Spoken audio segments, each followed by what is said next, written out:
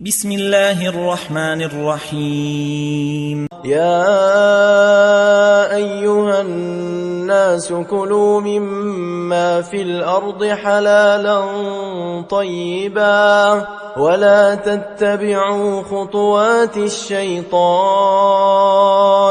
إنه لكم عدو مبين.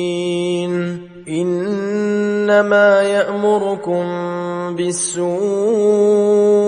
والفحشاء وأن تقولوا على الله ما لا تعلمون. وإذا قيل لهم اتبعوا ما أنزل الله قالوا بل نتبع ما ألفينا عليه آباءنا أولو كان آباؤهم لا يعقلون شيئا ولا يهتدون. ومثل الذين كفروا كمثل الذي ينعق بما لا يسمع إلا دعاء ونداء صم بكم عمي فهم لا يعقلون. يا أيها الذين آمنوا كلوا من طيبات ما رزقناكم واشكروا لله إن كنتم إياه تعبدون.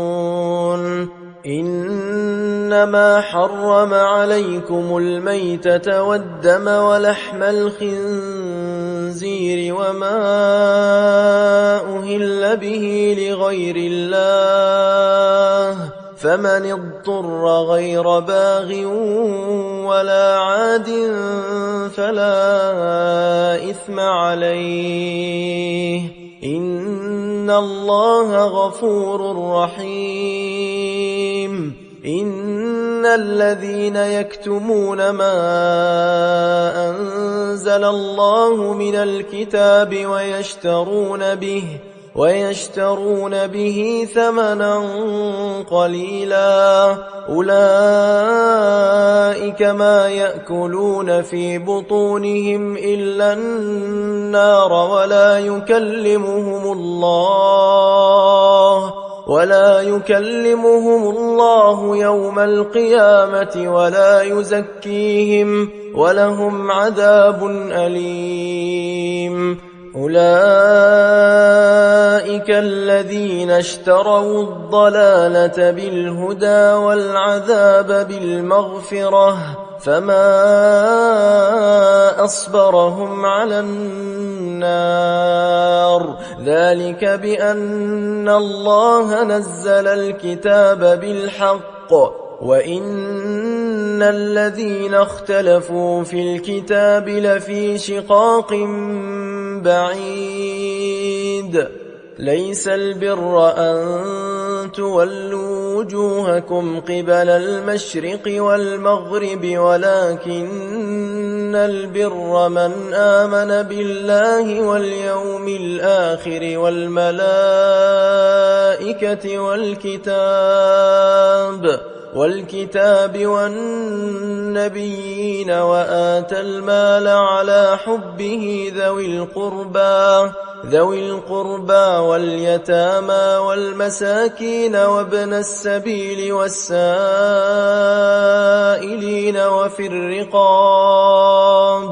وفي الرقاب وأقام الصلاة وآتى الزكاة والموفون بعهدهم إذا عاهدوا والصابرين في البأساء والضراء وحين البأس أولئك الذين صدقوا وأولئك هم المتقون. يا أيها الذين آمنوا كتب عليكم القصاص في القتلى الحر بالحر والعبد بالعبد والأنثى الأنثى بالأنثى، فمن عفي له من أخيه شيء فاتباع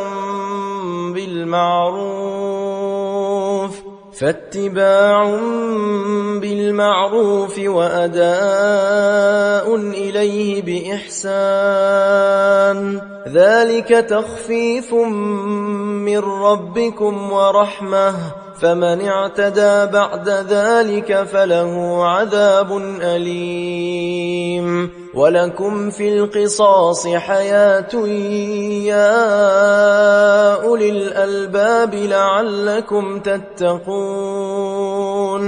كتب عليكم إذا حضر أحدكم الموت إن ترك